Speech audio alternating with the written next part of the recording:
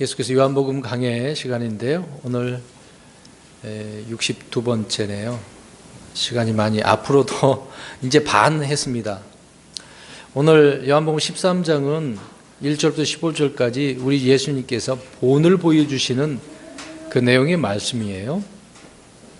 이제 13장부터 17장까지는 이제 십자가에 이제 잡혀가시기 전이 되겠죠. 이 13, 14, 15, 16, 17장까지는 주님께서 마가의 다락방에서 주의 만찬을 하시고 또 제자들에게 성령의 오심에 대해서 가르치시는 그런 내용의 말씀들입니다.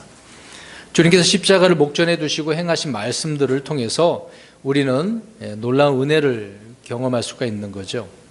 주님이 행하신 모든 일이 우리의 본이 되지만 특별히 주님께서 본으로 남겨주신 일들이 있는데요. 오늘 내용이 바로 서로 섬기는 거다라고 하는 말씀이죠.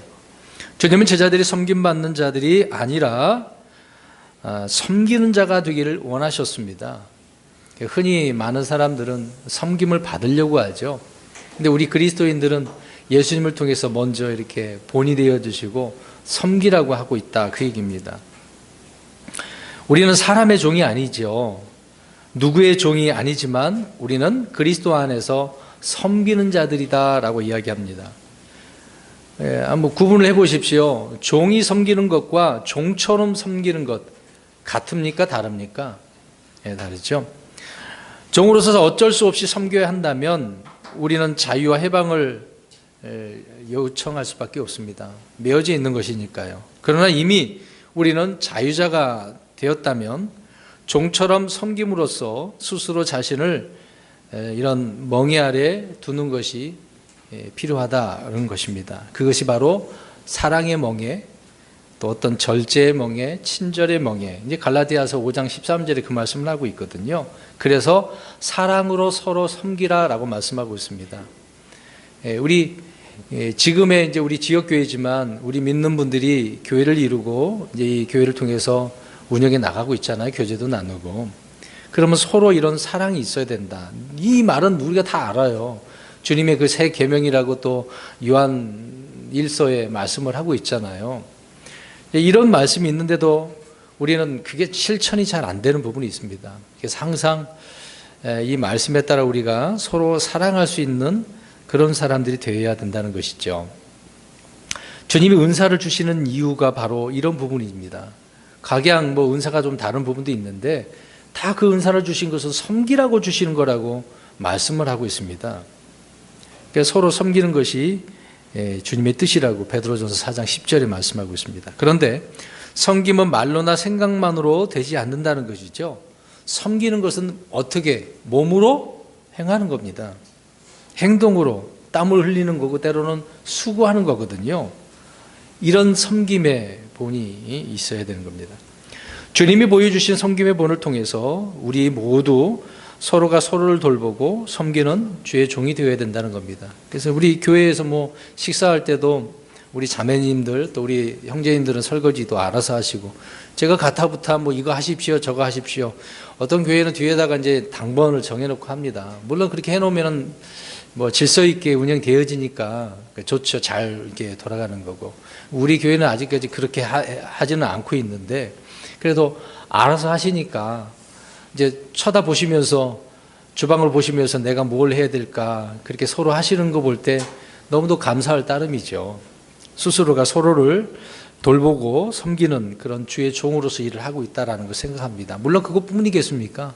그 외에도 우리가 서로 그렇게 섬기는 거죠. 1절 말씀을 보시면 이제 6월절 전에 예수님께서 자기 때가 이르러 자기가 이 세상을 떠나 아버지께로 가야 할 줄 아시고 세상에 있던 자기 사람들을 사랑하시되 끝까지 사랑하신다라고 말씀을 하고 있습니다. 그럼 6월절 전이라고 한다면 앞에서부터 계속 6월절, 열세전, 이렇게 막 쭉 나오잖아요. 이제 6월절 전이라고 그랬으니까 주님이 십자가에 죽으심을 당하기 바로 전날, 하루 전날을 지금 말하고 있는 겁니다. 그래서 아까 얘기했잖아요. 13, 14, 15, 16, 17장까지 이런 말씀 쭉 이어서 지금 하고 있는 거거든요. 그래서 잡혀가시고 고통당하시다가 죽으시는 그 내용이죠. 아무튼 잡히시기 하루 전을 말하고 있는데 이 말씀 보니까 자기 때가 이르러라고 말씀을 하고 있습니다. 이런 말씀이 요한복음에 이제 많이 나오는데요. 주님이 말씀하신 때라는 것은 십자가에서 죽으신 때를 말하고 있습니다. 주님께서 육신을 입고 이 세상에 오셨다가 구원에 관련된 모든 사역을 이렇게 이제 마무리 완수하시는 거죠. 그리고 이 세상을 떠나서 아버지께로 가야 할 때가 되셨다. 그 말씀을 합니다. 이 땅에 오신 목적을 다 이루셨으니 다 그걸 이루시고 어떻게 하는 거예요? 하늘로 아버지께로 올라가시는 거죠. 그래서 이 세상을 떠나라고 나오죠. 자기가 이 세상을 떠나 아버지께로 가야 할 줄 아셨다라고 말씀하고 있습니다. 여기에 참 놀라운 말씀 우리가 생각해 볼 수 있는데, 이 세상 사람들은 어떻게 말합니까? 이 세상을 떠났다라고. 그게 끝이잖아요.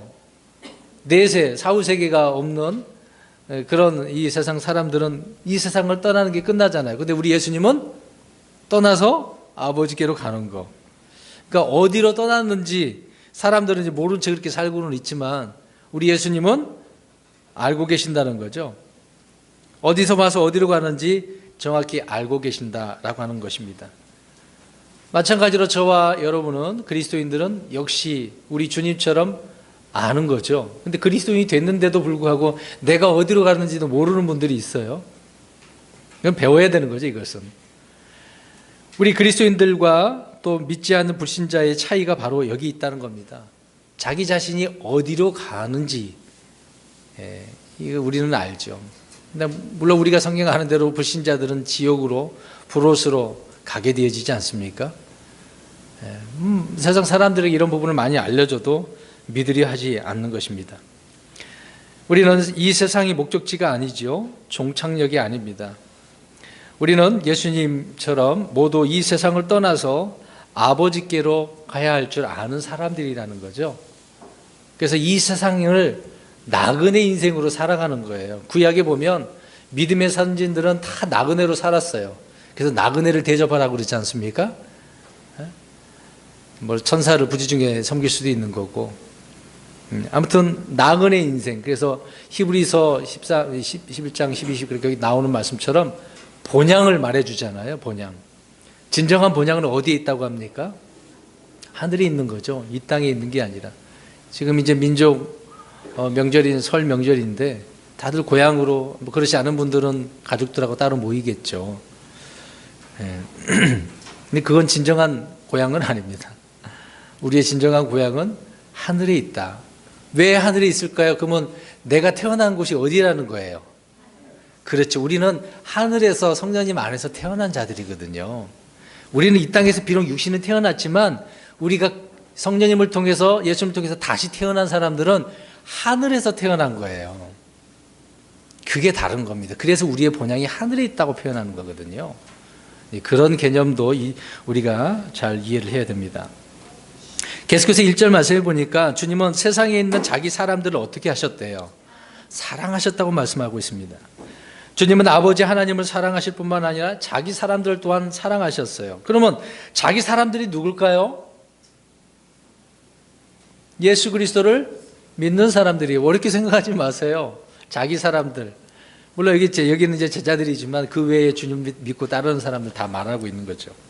고린도전서 6장 20절에도 주께서 값을 치르고 너희를 사셨느니라 그랬어요. 그런 정도 하나님의 것이 너희 몸과 너희 영으로 하나님께 영광을 돌리라. 우리 그리스도인들은, 저와 여러분들은 주님께서 값을 치르고 사셨어요. 그럼 보겠습니다. 저와 여러분의 이 몸은 누구 거예요? 예수님 거죠. 근데 누구 것처럼 살고 있습니까? 그러니까 이게 잘못된 거예요. 우리는 주님의 것이라니까요. 주님께서 사셨다니까요. 값을 치르고. 이거를 우리가 잘 이해해야 돼. 아무튼 저와 여러분들을 사랑하셨어요. 우리 주님께서 아무튼 자신의 것이라고 하시면서 도장을 탁 찍으신 거잖아요. 인치신 거죠. 주님의 소유라는 것입니다. 저와 여러분 주님의 소유로서 이렇게 살아가고 있는 거죠. 그래서 그런 우리 주님의 모든 행위는 사랑의 동기고 사랑의 목적이 있기 때문에 보잘것없는 우리들이 할지라도 주님은 사랑하셨다라고 말씀을 하고 있습니다. 계속해서 우리는 이렇게 사랑을 받고 있는 거예요. 사랑받았을 뿐만 아니라 매일매일 사랑받고 살아가는 거예요. 당신은 사랑받기 위해 태어난 사람. 노래 아무리 불러줘도 소용없어요. 우리 예수님이 안 사랑하면 소용없는데. 우리 주님이 저와 여러분을 이렇게 사랑하고 계시니까 참 얼마나 감사한 일이겠습니까? 사랑으로 행치 않는 일은 단 하나도 없는 거죠. 그래서 끝까지 사랑하신다 이런 말씀은 그분이 뭐 죽으실 때까지, 세상이 다할 때까지 그 말이 아니죠. 영원한 생명으로 들어갈 그때까지 무한한 사랑이시죠. 영원토록 자기 자녀를 주님께서는 사랑하시는 것이니까. 1절 말씀이 그런 내용의 말씀입니다. 2절을 보십시오. 요한복음 13장 2절. 저녁 식사가 끝날 무렵에 이제 마귀가 시몬의 아들 가룟 유다의 마음속에 그분을 배반하여 넘겨주려는 생각을 넣었더라. 놀라운 이야기가 기록되어 있네요. 저녁 식사 끝날 무렵은 이제 흔히 말하는 최후의 만찬, 이제 주의 만찬이죠. 그때 이제 저녁 식사 때 가룟 유다가 주님이 주신 빵 조각을 받을 때 그의 마음속에 누가 들어가요? 마귀가 이제 그런 배반할 생각을 넣어줬다라고 말씀을 하고 있습니다. 그러니까 말씀드린 것처럼 주님 곁에는 항상 누가 있어요? 마귀, 사탄이 있다는 거 잊지 마십시오. 바로 그냥 빵을 나눠줬는데 마귀가 그런 생각을 가룟 유다에게 주네요. 우리가 알다시피 사도 바울도 사탄의 가시가 있었습니까? 없었습니까? 있었죠. 몇 번이나 기도했어요. 근데 고쳐줬어요? 안 고쳐줬어요? 안 고쳐주시면서 하나님께서 하시는 말씀이 내 은혜가 내게 족하도다. 아, 그걸 깨달았어. 내가 이렇게 아픔 있는 것, 이것도 감사할 일이구나. 은혜구나. 약할 때 강함되는 거. 이게 바울이 이걸 깨달은 것 아니겠습니까? 이런 사탄의 가시. 그러니까 바울에게도 항상 이것이 붙어 있었던 거예요. 고통이 있었다는 것입니다. 사탄은 이렇게 성도들이 있는 그곳이라고 한다면 항상 돌아다니면서 삼키려고 하는 거죠. 주님이 말씀의 씨앗을 뿌리면 그 말씀을 어떻게 하려고 합니까? 낚아채려고 항상 보고 있는 거죠. 그래서 가라지를 거기다 뿌리기도 하고 씨앗을 빼앗아 가버리기도 하고, 그러니까 우리 성도들이 항상 전신갑주를 입고 맑은 정신으로 깨어 있어야 된다는 것입니다. 그런 이유가 바로 여기 있는 거죠. 근데 이제 마귀가 가룟 유다에게 이런 생각을 불어줬네요. 불어넣어줬어요. 여러분 어떻습니까? 우리는 항상 이 믿음 생활을 하고는 있지만 마귀가 어떤 생각을 불어넣어줄지도 몰라요. 부정적인 생각, 아니면 시기하는 그런 마음들 순간순간 넣어줍니다.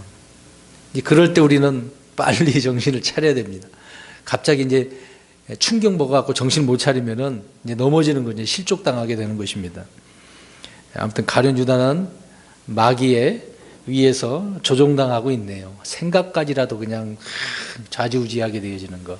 그러니까 틈을 보여주면 안 됩니다. 우리 그리스도인들은 틈새가 없어야 돼요. 틈새. 조그만 틈이 보이면. 그러니까 여러분 스포츠 경기를 한번 보세요. 올림픽 같은 거 보면 뭐 유도나 같이 붙어서 싸우는 거 있지 않습니까? 권투. 막 이렇게 이제 잽도 날려보고 피해보고 막 해요. 처음에 초반에는 서로 이제 지켜보는 거 아닙니까? 왜? 틈이 보이는가 안 보이는가. 그래서 이제 코치가 딱 옆에 보고 있다가 뭔가 보이다 그러면 뭘 딱 일러줘요. 그럼 그것을 가지고 탁 날리는 거거든요. 뭐 영화 이야기에서 죄송한 이야기지만 밀리언 달러 베이비라고 하는 영화가 있어요. 그 내용이 좀 나중에 비참하게 되긴 했는데, 이제 한 그 여자 복싱 소수가 한 코치를 찾아가요. 자기 코치가 되어달라고. 근데 처음에 거절하거든요. 근데 계속해서 졸라. 그래서 알았어, 해줄게. 근데 재능이 있어 보여. 그래서 뭔가 알려줄 때마다 잘하는 거예요. 시키는 데 잘한단 말이에요. 근데 어떤 시점이 있었어요. 상대 선수가 너무 강해. 근데 답을 안 줘요. 답을 안 주면서 이제 물어보는 거야. 너가 생각이 어떠니? 그건 너무 강해요. 그럼 어떻게 해야 되지? 그게 끝이에요. 그러니까 순간적으로 그 선수는 생각하는 거야. 아, 저 강한 선수는 내가 어떻게 해야 되는가? 강한 선수한테 막 달라붙으면 될까 안 될까요, 여러분? 피해야죠. 지켜봐야죠. 틈을 기다리는 거거든요. 그때 한 방 날렸더니 이기게 됐던 것이거든요. 훌륭한 코치에 의해서 딱 그 경기를 이길 수 있는 그 내용들. 바로 그것입니다.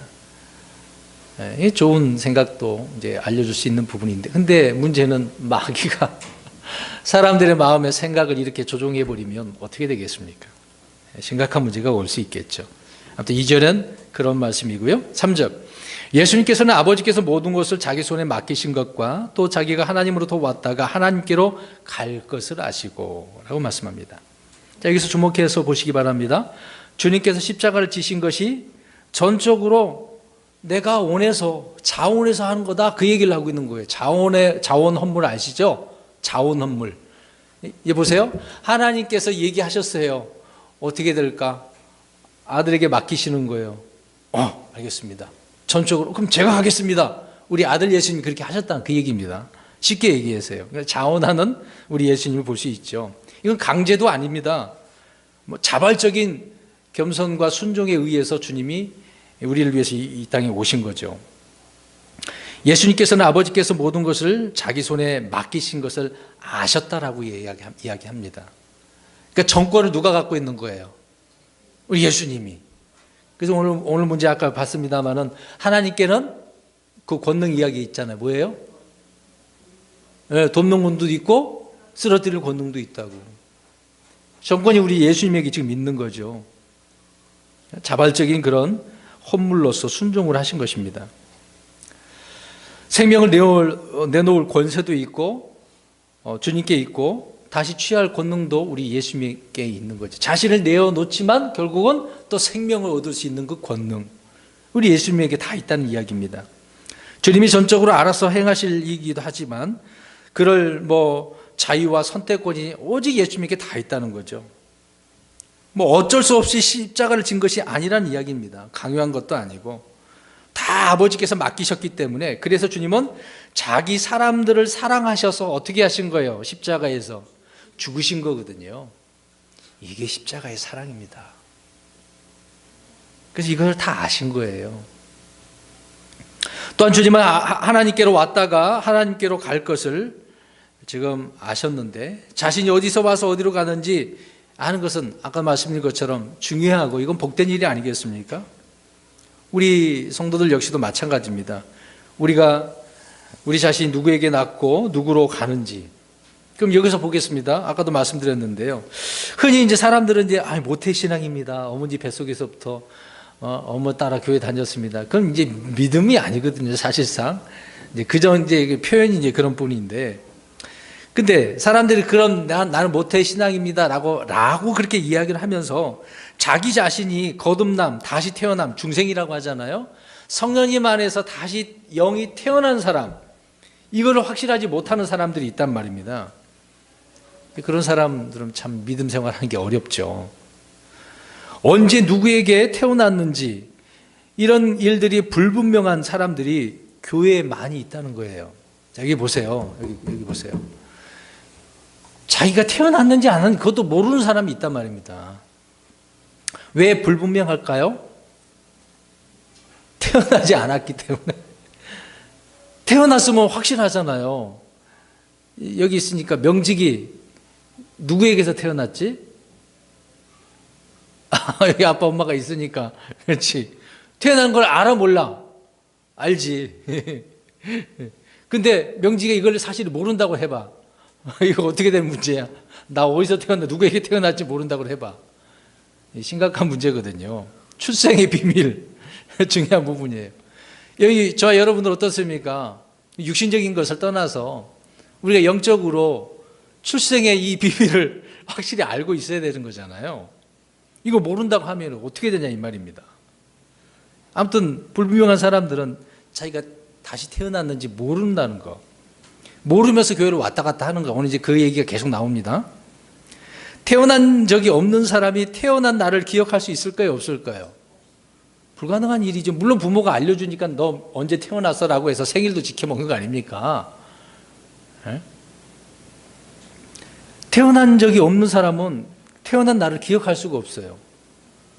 저 여러분들이 그리스도 안에서, 성령님 안에서 우리가 다시 태어난 것을 알면 스스로가 다 믿는 사람도 경험할 거 아닙니까? 내 안에서. 근데 이것이 경험되지 않은 사람들은 힘들다고요. 믿음 생활하기가.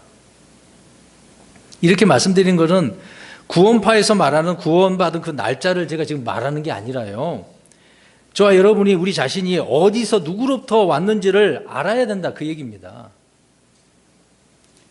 근데 지금 뭐 우리가 성경 공부도 하는 것이지만 이론적으로 교회 와서 성경 공부해요. 이제 그런 성경 공부 시간에 배운 것이 아니라 마음속에 이런 확신이 있냐고요. 하늘로부터 난 사람은 어디로 가는 거예요? 왜? 우리는 하늘에서 태어났으니까. 이 땅에서 태어난 게 아니에요. 성령 안에서 태어났다는 것은 하늘에서 우리가 태어난 거예요. 예루살렘을 어머니라고 하잖아요. 예루살렘 위에. 그것까지 다 말씀을 또 드릴 말씀 시간이 안 되지만 아무튼 하늘로 가는 거예요. 하늘에서 태어났으니까. 그러면 땅에서 태어난 사람은 땅으로 가는 거죠. 하나님께서 태어난 사람은 하나님께로 가고 마귀에서 태어난 사람은 마귀를 위해서 마련된 어디로 가는 거예요? 지옥으로 가게 되어 있습니다. 이게 성경의 말씀이죠. 그런 내용이 3절에 기록되어 있고 우리 예수님은 아셨다, 그 얘기입니다. 4절, 저녁 식사 자리에서 일어나 겉옷을 벗고 수건을 가져다가 몸에 두르시며, 주님께서 아주 멋진 어떤 섬김의 본을 보여주시네요. 주님은 식사 자리에서 일어나셔서 마치 종처럼 행동하십니다. 식사하시다가 갑자기 일어나셔갖고 이 수건도 이렇게 몸에 두르시네요. 겉옷을 벗고 수건을 가져다가 몸을 이렇게 두르셨습니다. 이는 종들이 주인을 섬길 때 하는 자세가 아니겠어요? 네? 그런 모습 우리 예수님이 하신 거예요, 지금요. 겉옷을 벗었다라고 하는 것은 일꾼의 모습이기도 하잖아요. 본래 자신의 모습을 이거 완전히 버리시는 거예요, 지금 예수님이요. 사실 예수님이 섬길 필요가 있습니까? 오히려 어떻게 하셔야 돼요? 그렇죠. 섬김을 받아야 될 분이 지금 옷을 벗어서 섬기고 있다는 이야기예요. 그러니까 다 내려놓으신 거예요, 지금요. 아론이 이제 겉옷을 대제사장으로서 겉옷을 입혀주지 않습니까? 근데 아론이 이 겉옷이 벗겨졌다라고 한다면 이제 더 이상 대제사장이 아니 죽은 거예요. 성경에 그렇게 말하고 있잖아요. 엘리야도 이제 겉옷을 막 기적을 일으켰던 그 옷이 이제 누구에게 넘겨집니까? 엘리사. 예. 땅에 떨어져 엘리사가 주워서 이제 그것을 가지고 엘리사가 엘리야의 권능을 다 행사하고 있지 않습니까? 그런 내용을 우리가 알고 있습니다. 그러니까 겉옷을 벗었다 내용을 이제 우리가 이렇게 생각해 보자는 건데, 이런 주님의 겉옷 주님께서 벗으셨어요. 나중에 우리 예수님께서 이 십자가에 죽으셨을 때 이 겉옷을 로마 군병들이 어떻게 했습니까? 그렇죠. 제비 뽑아가지고 서로 나눠 가지려고. 참. 이렇게 말씀드린 이유는 이렇게 우리 예수님께서 내려놓으시고 섬김의 본을 보여주시는 이 장면을 우리가 4절 말씀을 통해서 알 수 있죠. 그 다음에 5절입니다. 그 뒤에 대야에 물을 부어 제자들의 발을 씻으시고 몸에 두른 수건으로 닦기 시작하시니라. 주이신 우리 예수님께서 참 이렇게 섬기시는 모습을 잘 보시기 바랍니다. 우리 주님은 섬김 받기보다 섬기려고 작정을 하시는 거죠. 오늘날 우리 그리스도인들 어떻습니까? 조그만한 거 섬기는 것도 참 힘들어하는 분들이 있어요. 체면 때문에 그럴까요? 우린 그런 것도 내려놓아야 되거든요. 뭐 물 한 잔 갖다 따라주는 것, 뭐 하나 찬송가 없는 분들 이거 갖다 주는 것, 이거 별거 아닌 섬김인데요. 그리스도 안에서 우리는 그런 모습을 자연스럽게 행하지 않겠습니까? 근데 이런 것보다 주님은 지금 더 낮아지셨어요. 종의 모습으로.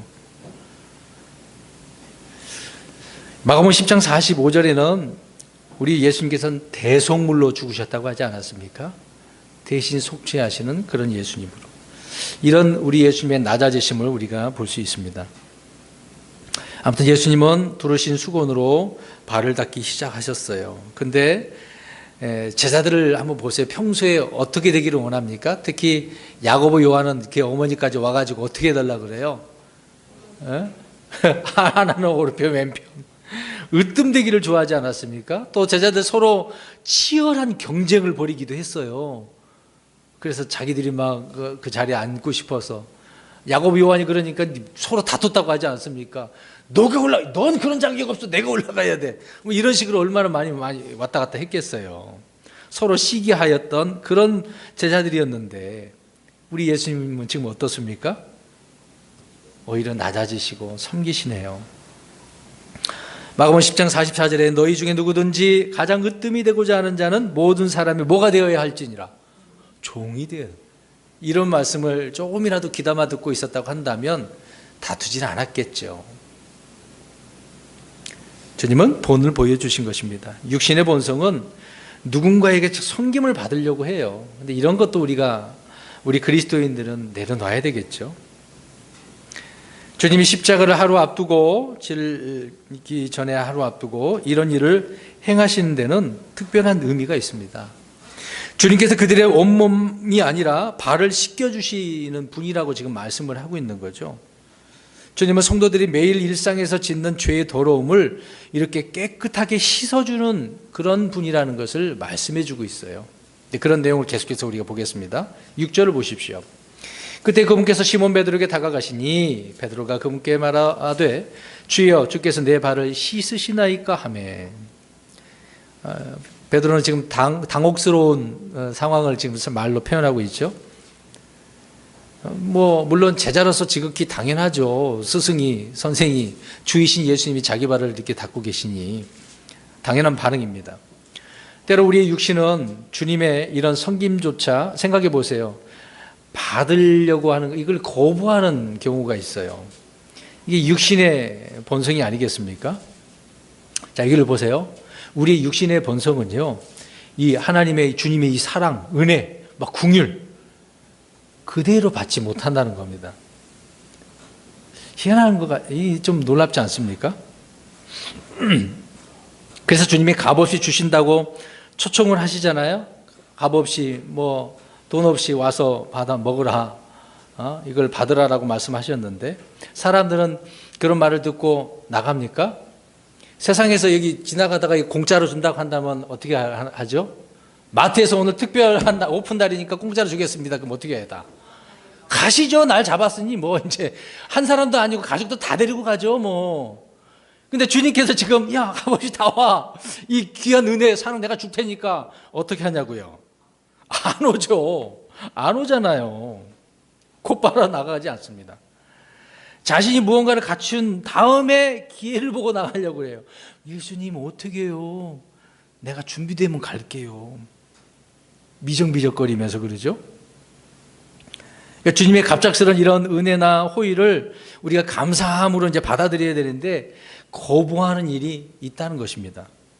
심지어 예수님 저 성경 한 번도 안 읽었는데 10번이라도 좀 한 번이라도 읽고 가면 안 되겠습니까? 어떤 분은 신앙생활을 몇 년 안 했는데 조금만 더 하고요. 조금만 더 하고요. 그런 적 있으십니까? 없으십니까? 이런 식으로 말하다가 주님의 은혜를 지금 어떻게 한다고요? 베드로처럼 거부하고 배척해버리는 경우가 있다는 겁니다. 지금 베드로는 이 말 주님께서 하시는 행위들을 이해하고 있어요? 못하고 있어요? 못하고 있는 거예요. 이 귀한 은혜를 지금 주님이 종으로서 섬겨주시는 거, 지금 이걸 좀 받아들일 줄도 알아야 되는데, 지금 갑자기 막 놀랄 수밖에 없는 상황이네요. 있는 그대로 우리가 나가야 되는 거예요. 예수님, 난 이렇게 발도 더럽고 부족한 자인데, 나를 이렇게 발로 씻겨주십니까? 감사합니다. 이런 말이라도 하고 조용히 가만히 있으면 되는데, 지금 뭐라 그래요? 내 발을 지금 씻겨주시겠다고요? 예수님, 왜 그러세요? 막 그러는 거예요, 지금요. 은혜를 거부하고 있는 거죠. 발에서 냄새 나든지 안 나든지 무슨 소용이 있겠습니까? 용기 내서 주님께서 하신 일들을 받아들여야죠.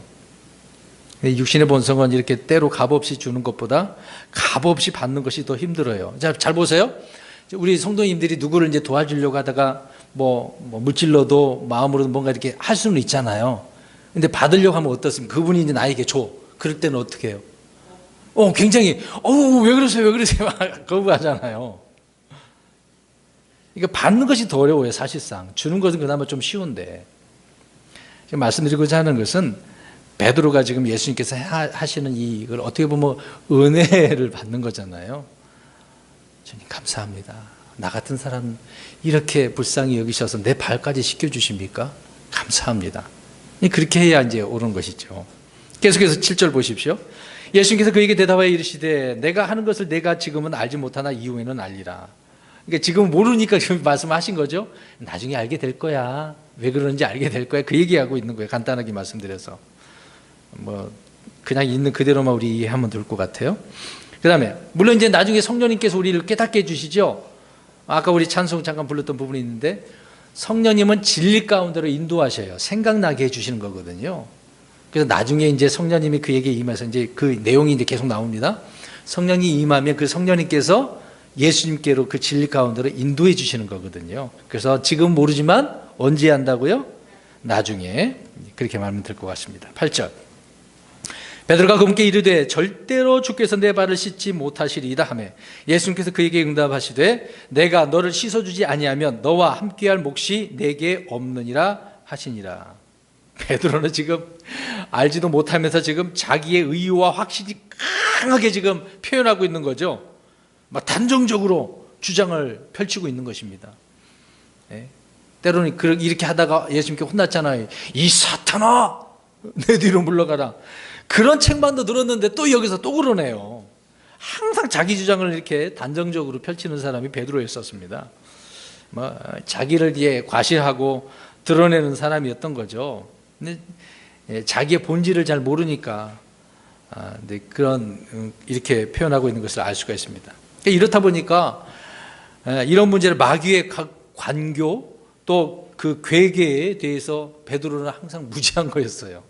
항상 당하거든요. 여러분 이걸 베드로가 표현한 말을 보세요. 굉장히 믿음 있는 것처럼 이야기하잖아요. 믿음처럼 보이지만 믿음이 아닌 것이 자기 확신이라는 거예요. 무슨 소리입니까 예수님? 어떻게 그럴 수 있습니까? 이 자기 확신이거든요. 믿음이 아닙니다.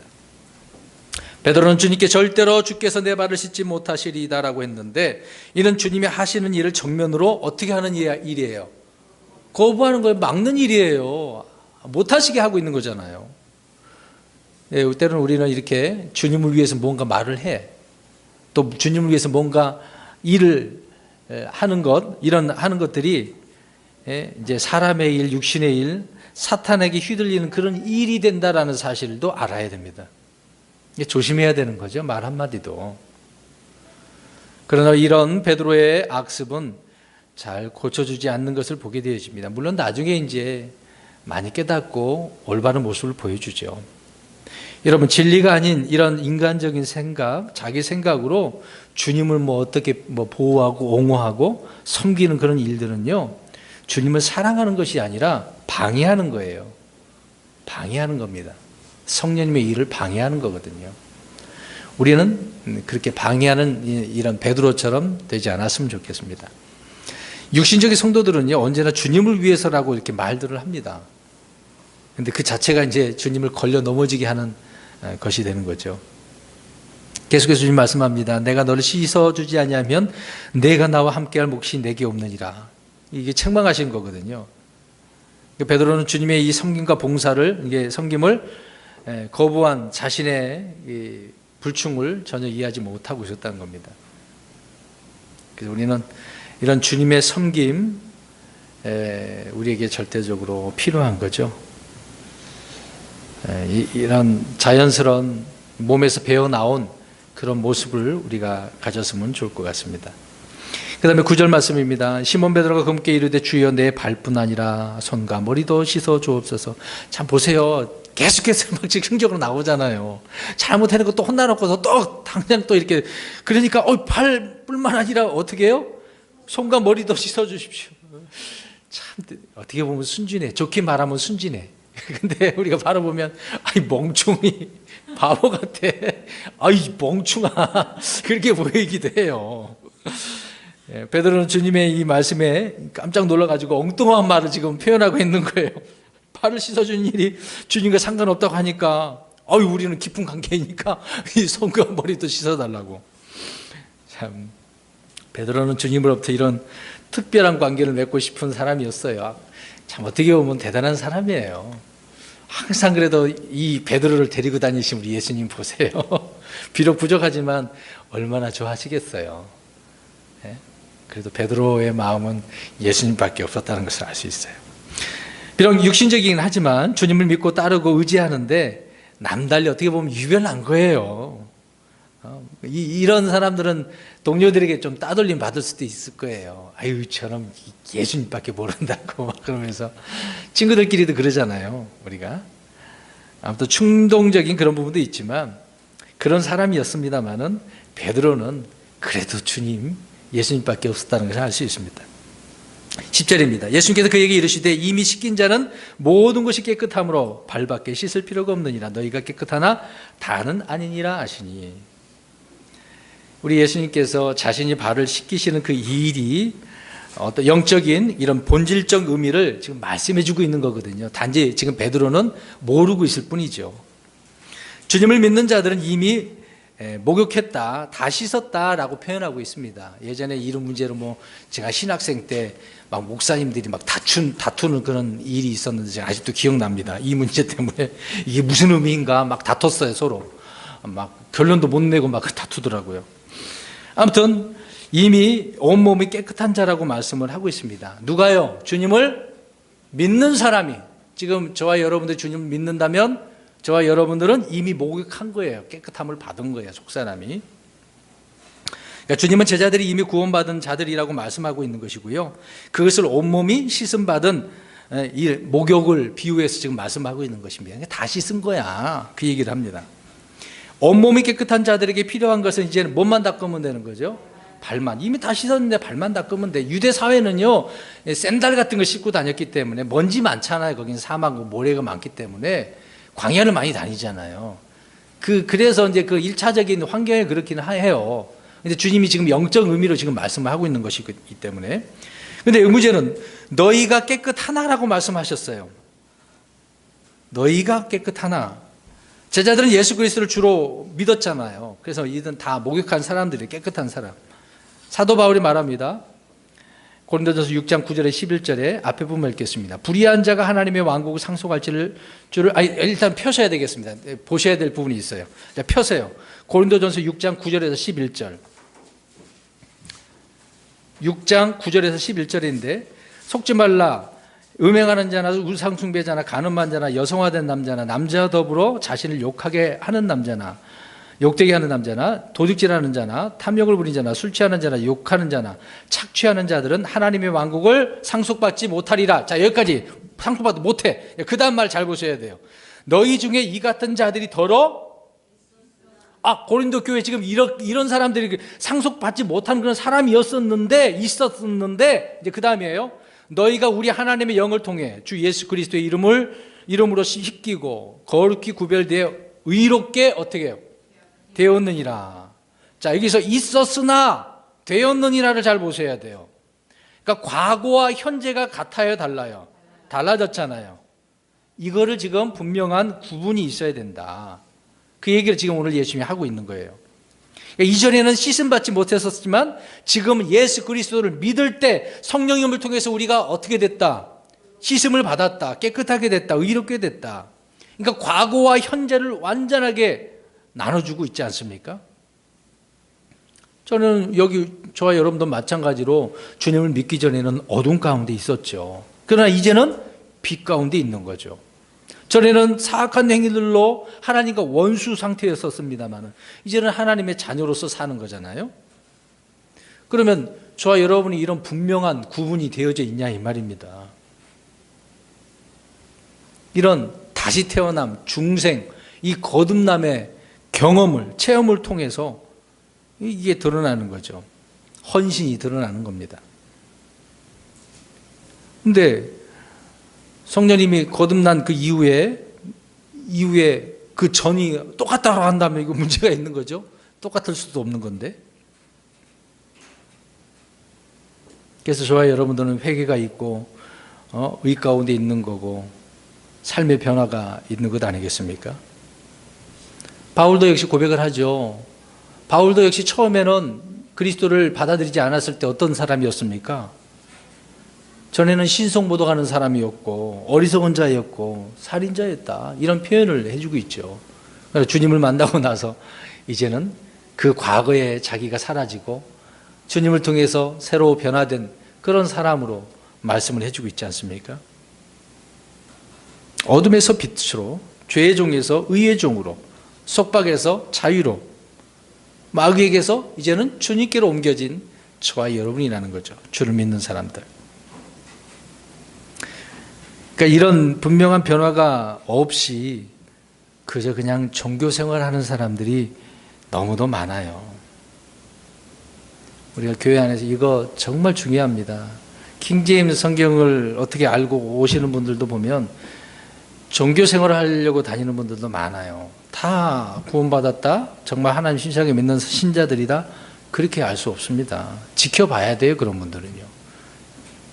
그래서 오늘 오전 말씀처럼 고난이라고 하는, 시험이라고 하는 것을 봐야 돼요.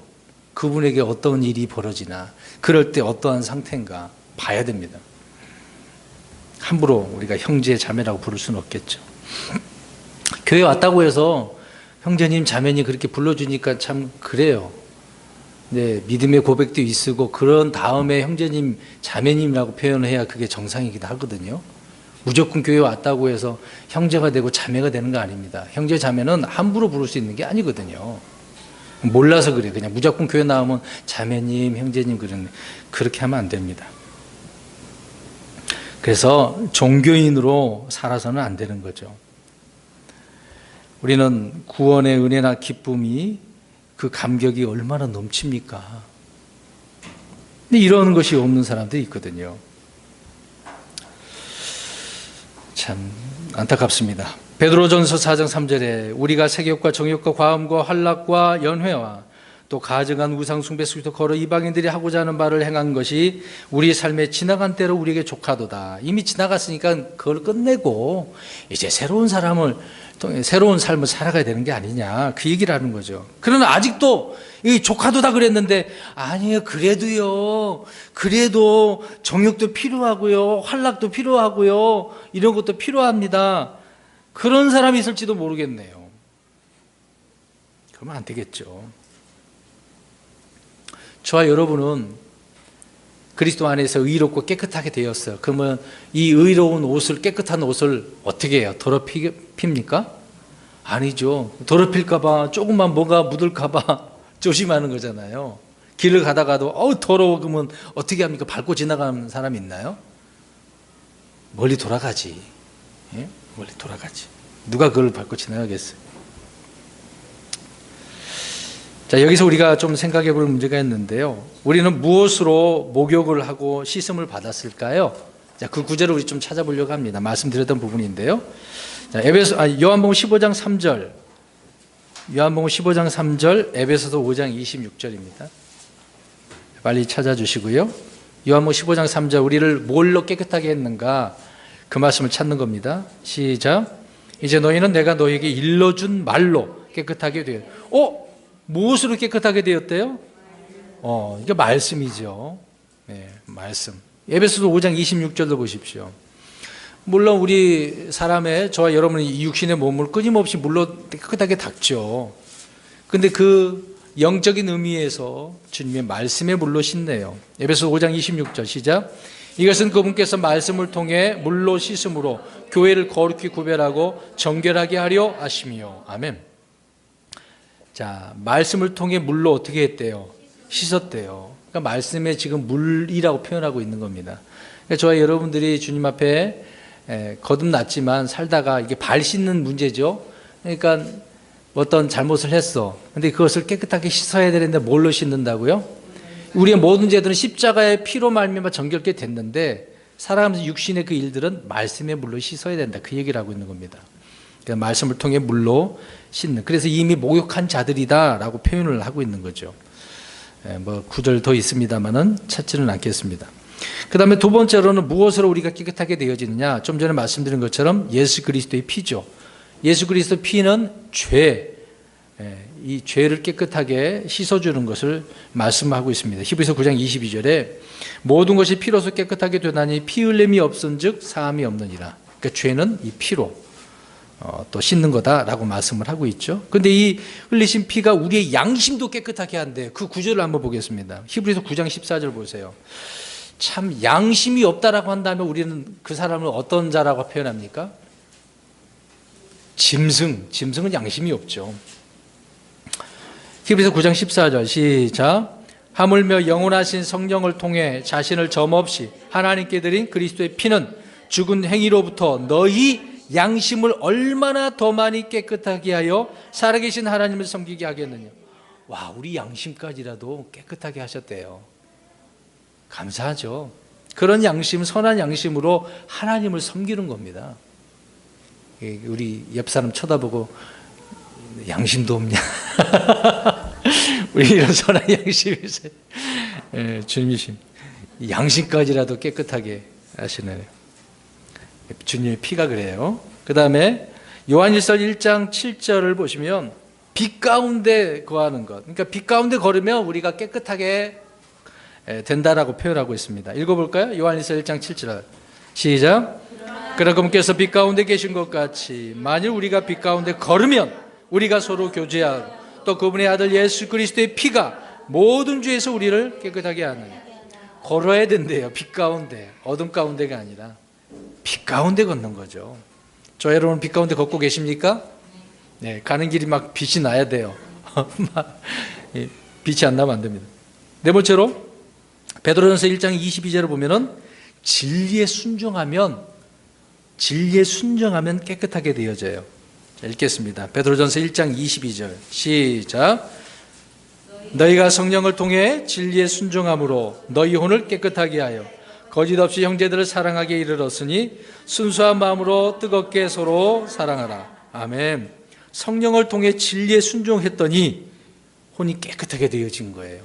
지옥으로부터 건진받은 거죠. 그래서 우리는 서로 뜨겁게 순수하게 사랑하는 거거든요. 목욕한 자들이 물로 발을 씻듯이 우리는 죄를 회개하고 자백하는 생활이 필요하다라는 것을 알 수가 있습니다. 그래서 요한일서 1장 9절에 자백하라 그러잖아요. 자백하고 회개하고 돌이켜서 온전히 말씀 가운데 있는 거죠. 고린도후서 7장 1절에도 말씀이 있는데 찾지는 않겠습니다. 자, 오늘 본문으로 다시 가서 13장 11절 보십시오. 아무튼 우리가 이렇게 말씀의 물 또 그리스도의 피로 빛 가운데 걸음으로 진리의 순종함으로 깨끗하게 되어진다고 말씀합니다. 11절. 이는 그분께서 자기를 배반한 능빌자가 누구인지 아셨기 때문이라. 그러므로 그분께서 너희가 다 깨끗하지는 아니하니라 하시니라. 주님은 가룟 유다가 깨끗함을 입지 못했음을 말씀해 주고 있어요. 가룟 유다가 주님을 배반했기 때문에 구원받지 못한 것이 아닙니다. 자, 잘 들으셔야 돼요. 다시 들어보세요. 가룟 유다가 주님을 배반했기 때문에 구원 못 받은 거라고요? 그게 아니라고요. 배반은 제자들도 했어요, 안 했어요? 다 도망갔잖아요. 배반해서 구원 받은 게 아니에요. 깨끗하지 않다라고 말씀하네요. 근데 그 역시 주님 앞에 가룟 유다도 어떻게 다 발을 씻어주니까 가룟 유다도 어떻게 했어요? 씻어주세요. 자기가 발을 내민 거예요. 잘 그 장면 한번 보세요. 아무튼 가룟 유다 역시 발을 씻어달라고 내밀었어요. 주님은 그의 발을 그래도 씻어주신 거 다 씻어줬다고 그랬으니까 씻어준 거예요. 자, 보시기 바랍니다. 가룟 유다는 목욕했어요, 안 했어요? 안 했다니까. 목욕을 하지 깨끗하게 씻음받지 않은 상태에서 지금 무엇을 씻고 있어요? 이게 오늘날 문제라는 거예요. 목욕도 하지 않은 더러운 자가 발을 내밀고 앞으로도 목욕할 생각지도 않은 채 나도 같이 씻었어. 그런 행세하고 있는 사람, 그런 사람들. 이들이 곧 마귀의 자녀들이에요. 가룟 유다가 그렇죠. 가룟 유다는 주님의 아버지 하나님의 자녀가 아닙니다. 마귀의 자녀예요. 가룟 유다는 주님과 함께 만찬에 참여했고 다른 제자들과 함께 말씀을 들었고 함께 발을 씻음 받았습니다. 그러나 주님은 다 깨끗한 것은 아니다라고 말씀하고 있는 거예요. 오늘날 교회에서 가룟 유다처럼요, 중생의 거듭남의 체험도 다시 태어남의 그런 확신도 없는 그냥 발만 씻고 다니는 사람이 있어요. 제가 아까 얘기했잖아요. 그런 사람들이 교회 진을 치고 나 예수 믿는 사람이라고 하는 사람 많다고요. 아니, 예수님 때에도 제자가 한 명 그런 일이 있었는데 오늘날 없겠습니까? 착각하는 사람 굉장히 많아요.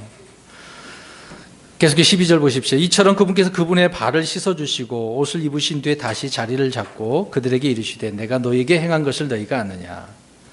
이제는 옷을 벗으셨는데 옷을 어떻게 하셔요? 다시 입으신 뒤에, 그렇죠, 입으시죠.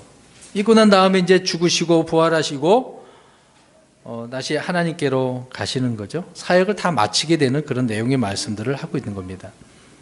아무튼 12절 하반절에 내가 너희에게 행한 것을 너희가 아느냐.